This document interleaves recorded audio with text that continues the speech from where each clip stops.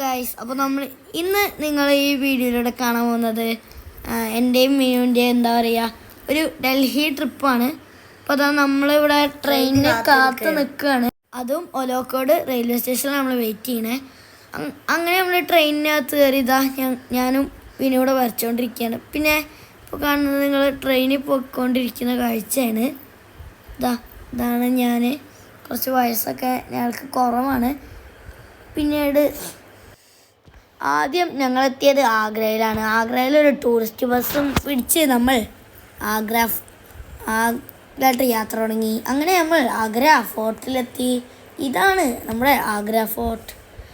ഇവിടെ നമ്മുടെ വിനു ഒരു ഗ്ലാസും അതുപോലെ ഒരു തൊപ്പിയും ഇട്ടൊക്കെ നടന്നു പോകുന്നുണ്ട്. നിങ്ങൾ ശരിക്കും എക്സ്പീരിയൻസ് ചെയ്യേണ്ട ഒരു സ്ഥലമാണ് ആഗ്ര ഫോർട്ട്. ഡൽഹിയിൽ വന്നാൽ നല്ല ഭംഗിയാണ് ഈ ഒരു ആഗ്ര ഫോർട്ട് കാണാൻ.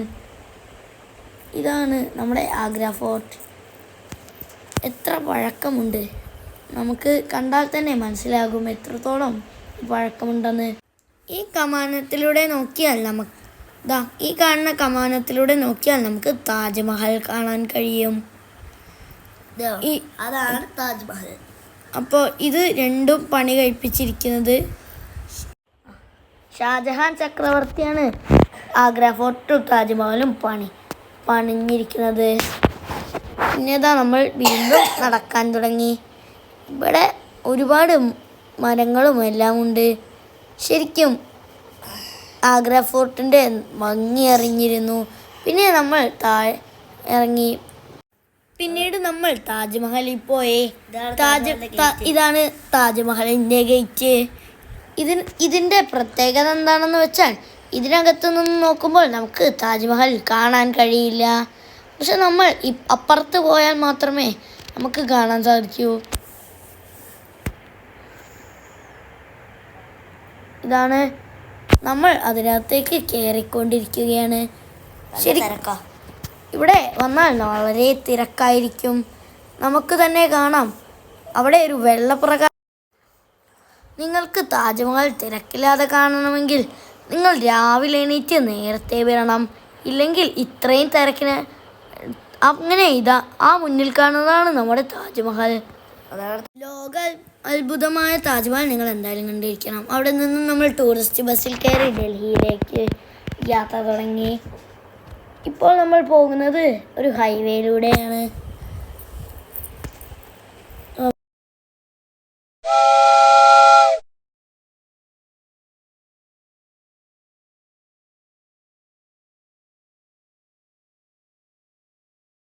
ഡൽഹിയിലെത്തി നമ്മൾ ആദ്യം പോയത് രാജ്ഘട്ടിലേക്കാണ്. ഇത് നമ്മുടെ ഗാന്ധിജിയുടെ വിശ്രമ സ്ഥലം. ഇതാണ് നമ്മുടെ ഗാന്ധിയുടെ ഇതിനകത്ത് ഗാന്ധിയുടെ ഡെഡ് ബോഡി ഉണ്ട്. പക്ഷെ നമുക്ക് കാണാൻ കഴിയില്ല. നമ്മൾ അവിടെ നിന്നും ഒരു ഫോട്ടോ എടുത്തു. പിന്നീട് നമ്മൾ പോയത് റെഡ് ഫോർട്ടിലേക്കാണ്. റെഡ് ഫോർട്ട്, അവിടെ നമുക്ക് കാണാം എത്രത്തോളം വലിപ്പമുണ്ട്. റെഡ് ഫോർട്ടിൽ നിന്ന് നമുക്ക് കാണാം എന്തൊരു ഭംഗിയാണ്. ശരിക്കും ഡൽഹിയുടെ ഭംഗി അറിഞ്ഞ ഒരു ട്രിപ്പ് തന്നെയായിരുന്നു ഈ ഡൽഹി ട്രിപ്പ്. നമ്മുടെ രാഷ്ട്രപതി ഇൻഡിപെൻഡൻസ് ഡേക്ക് ഇന്ത്യയുടെ പതാക ഉയർത്തുന്നത് ഇവിടെയാണ്. പക്ഷേ റെഡ് ഫോർട്ടിനകത്തൂടെ നടന്നപ്പോൾ ഞങ്ങൾ ഞെട്ടിച്ചത് മറ്റൊരു കാഴ്ചയായിരുന്നു. അതിനകത്തും ചന്ത തന്നെ. ഈ ചന്ത രാജാക്കന്മാരുടെ കൂടെയുള്ള സ്ത്രീകൾക്ക് സാധനങ്ങൾ വാങ്ങാനായി ഉണ്ടാക്കിയ മാർക്കറ്റാണ്. പിന്നെ ഒരു രാത്രി കുറച്ചായപ്പോൾ നമ്മൾ അവിടെ നിന്നും ഇറങ്ങി. ശരിക്കും റെഡ് ഫോർട്ട് ലൈറ്റെല്ലാം ഇട്ട് എന്തൊരു ചന്തമാണ് കാണാൻ. ഇവിടെ ഒരു ഉത്സവം നടക്കുകയാണ്. പിന്നീട് ഞങ്ങൾ പോയത് ഡൽഹിയിലെ ജുമാ മസ്ജിദിലേക്കാണ്. ഇതും പണി കഴിപ്പിച്ചിരിക്കുന്നത് ഷാജഹാൻ തന്നെയാണ്. പിന്നെ ഇതിന് പ്രത്യേകത എന്താണെന്ന് പറഞ്ഞാൽ ഡൽഹിയിലെ ഏറ്റവും പഴക്കമേറിയ ജുമാ മസ്ജിദാണ്. ഇതാണ് ജുമാ മസ്ജിദ് ഡൽഹി. പിറ്റേന്ന് രാവിലെ ഞങ്ങൾ എണീറ്റു. പിന്നീട് ഞങ്ങൾ പോയത് കുത്തബ് മിനാറിലോട്ടാണ്. ഈ കാണുന്നതാണ് നമ്മുടെ കുത്തബ് മിനാർ. കുത്തബ്ദീൻ ഐബക്കാണ് ഇത് പണി കഴിപ്പിച്ചിരിക്കുന്നത്. എയർപോർട്ട് ഇവിടെ അടുത്ത് ഇതുകൊണ്ട് എപ്പോഴും ഇവിടെ കൂടി വിമാനം പോകുന്നത് നമുക്ക് കാണാം. ഇത് നമ്മുടെ വിനുവാണ്. ഈ ഡൽഹിയുടെ പ്രത്യേകത എന്ന് പറയുന്നത് കൂട്ടമായി പറക്കുന്ന പ്രാവുകളാണ്. പിന്നീട് നമ്മൾ പോയത് ലോട്ടസ് ടെമ്പിളിലേക്കാണ്. ശരിക്കും ഒരു ലോട്ടസ് പോലെയാണ് നമുക്ക് തോന്നുക. പിന്നെ നമ്മൾ പോയത് ഇന്ത്യ ഗേറ്റിലേക്കാണ്. ഇതാണ് നമ്മുടെ ഇന്ത്യ ഗേറ്റ്. ഇന്ത്യ ഗേറ്റിൻ്റെ പ്രത്യേകത എന്ന് പറഞ്ഞാൽ ഒരുപാട് മരിച്ചുപോയ സോൾജേഴ്സിൻ്റെ പേര് അതിൽ എഴുതി വെച്ചിട്ടുണ്ട്. അവരെല്ലാം ഒന്നാം ലോക മഹായുദ്ധത്തിൽ മരിച്ചുപോയവരാണ്. എഡ്വിൻ ലൂട്ടിൻസ് ആണ് ഇതിൻ്റെ മെയിൻ ആർക്കിടെക്റ്റ്. ഇതിനകത്ത് ഒരു തീയുണ്ട്, അമർ ജവാൻ ജ്യോതി. ഇത് ഒരിക്കലും അണയില്ല. പിന്നീട് ഈ കാണുന്നത് രാഷ്ട്രപതി ഭവനാണ്. ഇവിടെ നിന്ന് നമ്മൾ രാഷ്ട്രപതി ഭവനും പാർലമെൻറ്റും നമ്മൾ കണ്ടു.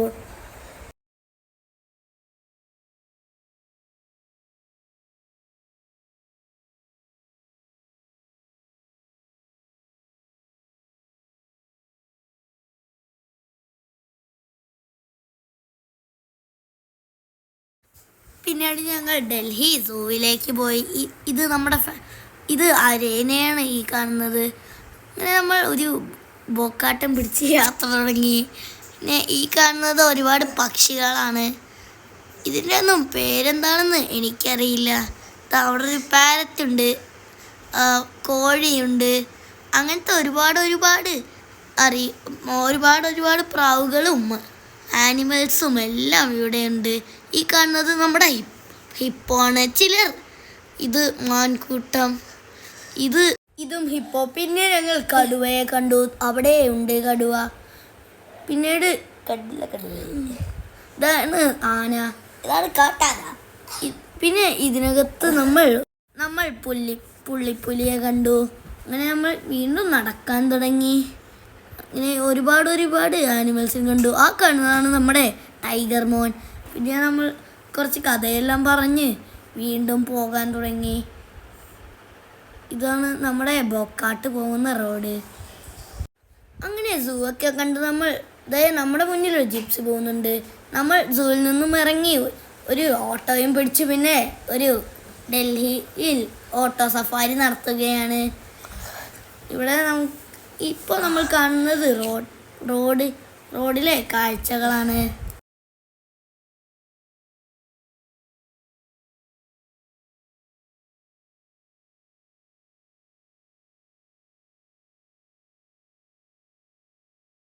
അപ്പോൾ ഇതാണ് നമ്മുടെ കൂടെ ട്രിപ്പിന് വരുന്ന ഫുൾ ടീം.